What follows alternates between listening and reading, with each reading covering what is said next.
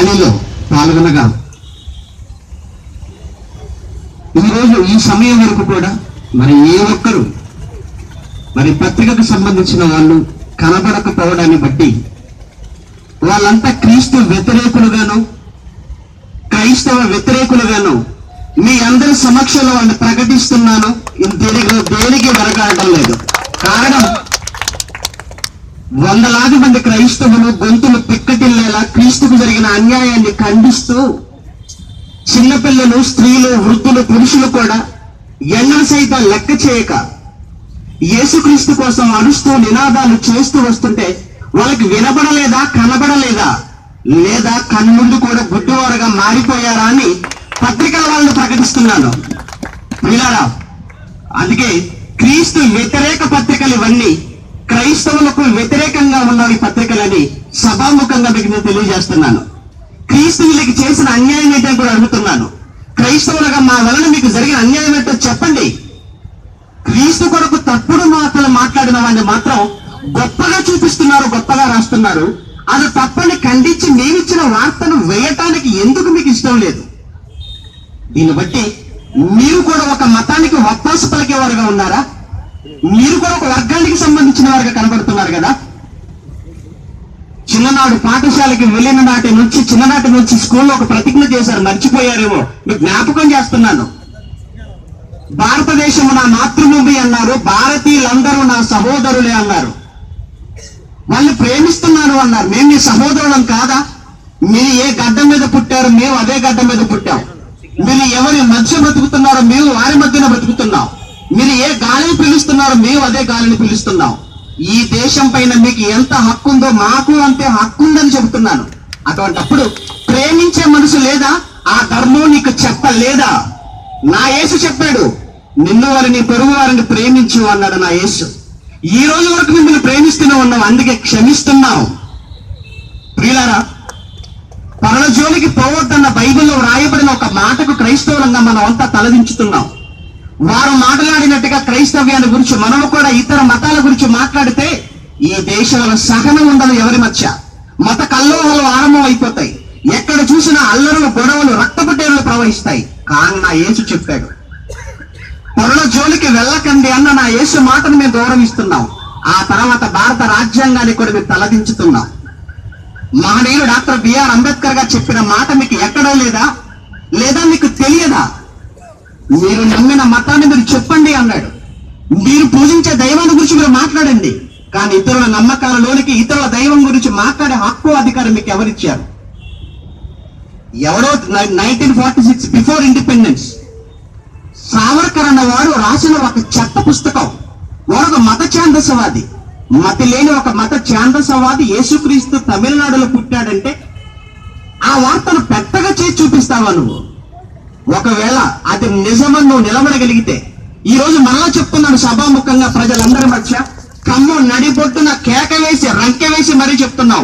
All India true christian council తరఫున కాశ్మీర్ మొదలుకొని కన్యాకుమారి వరకు, అరేబియా సముద్రం మొదలుకొని తూర్పులో ఉన్న బంగాళాఖాతం వరకు ఆరిన నేలపైన, భారత కట్ట పైన ఏ ఒక్కడైనా యేసుక్రీస్తు ఇండియాలో తమిళనాడులో పుట్టాడని నిరూపించే సత్తా వాడికి ఉంటే పిలవండి బహిరంగ పోటీకి. కనుక వద్దు, క్రైస్తవులు నిద్రపోతున్న సింహాలని ఒకనాడు మన దేశ ప్రధాని చెప్పిన మాట నిజం. మమ్మల్ని లేపకండి, పౌరుషం లేదనుకోకండి, మీకంటే ఎక్కువ ఉంటే పౌరుషం. కారణం కొదమ సింహాలు మీరు నమ్మిన యేసుక్రీస్తు యూదా గోత్రపు సింహం. అది మర్చిపోకూడదు మీరు. కానీ ప్రియులారా, మనం అంతా క్షేమంగా ఉండాలని, మన దేశం అంతా క్షేమంగా ఉండాలని ఎప్పుడు దేశం కోసం ప్రార్థించేవాడు క్రైస్తవుడు మీకు తెలుసో లేదో. అధికారుల కోసం ప్రార్థిస్తాం, ప్రధానుల కొరకు ప్రార్థిస్తాం, మంత్రుల కొరకు ప్రార్థిస్తాం, ప్రజలంతా క్షేమంగా ఉండాలని ప్రతిరోజు ప్రార్థించేవారు దేశం కోసం ఎవరైనా ఉన్నారు అంటే అది కేవలం ఒక క్రైస్తవులైన సంగతిని మీకు తెలియజేస్తున్నాం. మిమ్మల్ని కాపాడమని ప్రార్థించే మా కోసం ప్రాణాలు తీయాలని మీరు అనుకోవటం అది ఎంత దయానీయమైన స్థితి ఒకసారి ఆలోచించండి. అందుకే వద్దు, క్రీస్తు జోలికి రాకండి, క్రైస్తవుల జోలికి రాకండి, క్రైస్తవుల సహనాన్ని దయచేసి పరీక్షించకండి. ఇప్పటికే ఒకవైపు దేశంలో మత అసహనం అంటూ ఎందరో మేధావులు, ఎందరో రచయితలు వారికి ఇచ్చిన అత్యున్నతమైన పురస్కారాలు కూడా తిరిగి వెనక్కి ఇచ్చారు. ఒకప్పుడు దేశం గౌరవించి ఇచ్చిన వాటిని. కారణం, ఈ దేశంలో సహనం లేదు, అసహనం పెరిగిపోతుంది అని. ఈరోజు అదే పరిస్థితి. నిజంగా వాళ్ళు అన్న వాటిని నిజం చేస్తున్నారు ఈరోజు ఈ మత ఛాందసవాదులైన కొన్ని పత్రికల వాళ్ళు. మేము ఇచ్చిన ఈ వార్తను కూడా ప్రకటించండి. నిజంగా మీకు అన్ని మతాలపైన గౌరవం ఉంటే, మీకు హిందూ, ముస్లిం, క్రైస్తవులు అంతా మీకు సమానం అని మీరు అనుకుంటే, మీరు అందరిని ప్రేమించేవారైతే, మాకు పక్షపాతం లేదని మీరు అనుకుంటే సరిపోదు. అది మీరు చెప్పిన ఈ మాటలన్నీ యథాఫలంగా మీ పత్రికలో ప్రకటించి మాకంతా సమానమేనని మీరు నిరూపించండి మీకు చేతనైతే. లేదా మేము ఎప్పుడూ ప్రకటిస్తూనే ఉంటాం, క్రీస్తు వ్యతిరేక పత్రికలని ఎప్పుడు మేము నినాదిస్తూనే ఉంటాం. ఇది కేవలం ఒక ఖమ్మంలో మాత్రమే అనుకోకండి మీరు. All India true christian council దేశవ్యాప్తంగా ఉన్నది. ఈ రోజు కేవలం ఇక్కడే కాదు, ర్యాలీలు జరుగుతున్నాయి. తెలంగాణ రాష్ట్రం, ఆంధ్ర రాష్ట్రం, తమిళనాడు, కర్ణాటక, ఒరిస్సా, మహారాష్ట్ర, మధ్యప్రదేశ్, ముంబై, అన్ని ప్రాంతాలలో all India true christian council పనిచేస్తుంది. అన్ని చోట్ల ర్యాలీలు జరుగుతున్నాయి. అందరూ దిగొస్తున్నారు, అందరూ మాట్లాడుతున్నారు, మీరు చేసిన తప్పంటున్నారు, క్షమించమని ఒప్పుకుంటున్నారు. మీకేమైంది రావడానికి? మీకేంటి బాధ అని అడుగుతున్నాను నేను ఈ సమయంలో. ఆలోచించండి. భవిష్యత్తులో యేసుక్రీస్తు కోసం ఏదైనా రాయాలి అని మీరు అనుకుంటే, all India true christian council, bible open university India international founder and director జయశాలి శ్రీ పిడి సుందరరావు గారు ఉన్నారన్న సంగతి ఒక్కసారి మరలా మీకు జ్ఞాపకం చేస్తున్నాను. ఆయన పేరు చెబితేనే పారిపోతారు మీడియా వాళ్ళు, మీ అందరికీ తెలుసు. 2012 యుగాంతం అవుతుందని మీడియాలో అన్ని ఛానల్ వదలగొట్టారు.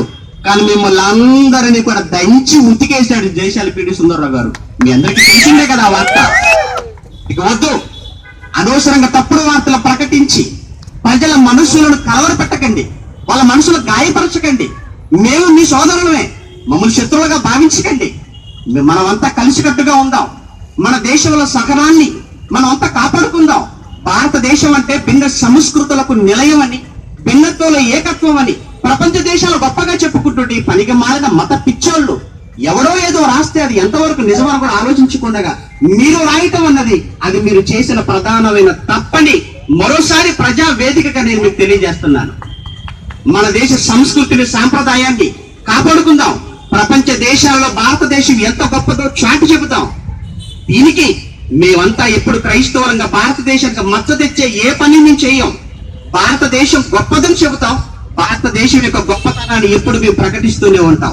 కనుక ఆలోచించండి సోదరులారా, మీరు మాకు శత్రువులు కాదు, కానీ మమ్మల్ని మీరు శత్రువులుగా చూస్తున్నారు. ఒకవేళ మమ్మల్ని మీరు శత్రువులుగా చూస్తుంటే మేము ఏం చేశామో చెప్పండి. మాకు నచ్చిన దైవాన్ని మేము కొలవటం మేము చేసిన తప్ప, మాకు నచ్చిన గ్రంథాన్ని మేము చదువుకోవటం మేము చేసిన తప్ప, మాకు ఆ స్వేచ్ఛ లేదా అని అడుగుతున్నాను. అటువంటిప్పుడు ఎందుకు మీ నమ్మిన గ్రంథం గురించి తప్పుగా మాట్లాడుతున్నారు? మీ నమ్మిన యేసు గురించి ఎందుకు మీరు తప్పుడుగా మాట్లాడుతున్నారు, తప్పుగా వ్రాస్తున్నారు?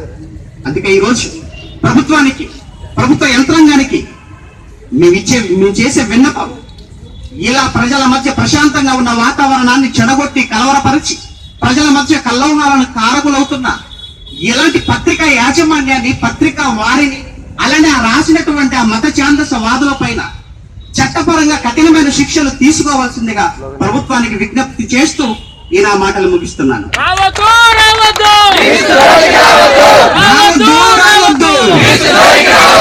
క్రీస్తు వ్యతిరేక పత్రిక, క్రీస్తు వ్యతిరేక పత్రిక, క్రీస్తు వ్యతిరేక పత్రిక, క్రీస్తు వ్యతిరేక పత్రిక, అజ్ఞాన జ్యోతి, అజ్ఞాన జ్యోతి, గణేష్ సావర్కర్, సాతాను వర్కర్, సాతాను వంశం, సాతాను వంశం, సాతాను వంశం. ఓకే, అందరికీ సెలవు. మేము పిలిచిన వెంటనే మా పిలుపు అందుకుని వచ్చిన మరి ఖమ్మం పట్టణ క్రైస్తవ సేవకులు వారి సంఘాలందరికీ all India true christian council తరఫున కృతజ్ఞతలు. అలానే మరి కళాశాల విద్యార్థులు, బైబిల్ యూనివర్సిటీ విద్యార్థులందరికీ ప్రేమపూర్వకమైన మరి వందనాలు తెలియజేస్తున్నా. మరి ఈరోజు రాత్రికాల రికమెండర్ స్కూల్లో జరిగే చివరి ముగింపు సభకు మీరందరూ తప్పనిసరిగా రావాల్సిందిగా కోరుకుంటూ ఈ ర్యాలీ కార్యక్రమాన్ని ముగిస్తున్నాను. అందరికీ సెలవు.